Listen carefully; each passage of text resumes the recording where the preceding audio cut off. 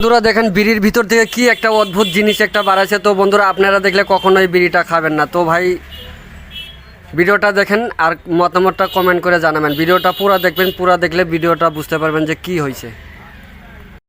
বন্ধুরা আসসালামু আলাইকুম, আশা করি সবাই ভালো আছেন। তো বন্ধুরা আসেন আপনাদের একটা দৃশ্য দেখাচ্ছি। তো এই বস্তুটা কেউ আপনারা এখন পর্যন্ত দেখেন নাই। তো আসেন বন্ধুরা আপনাদের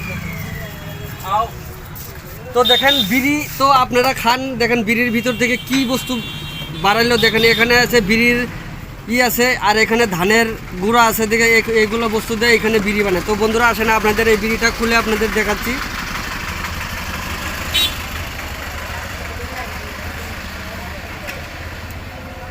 তো দেখেন বন্ধুরা এরকম বিড়ি খায় আপনাদের তো এমনি তো ক্যান্সার হয়, আরও দেখেন বেশি হয়ে যাবে। এরকম বিড়ি খাবেন না। এই যে এটার ভিতর থেকে দেখেন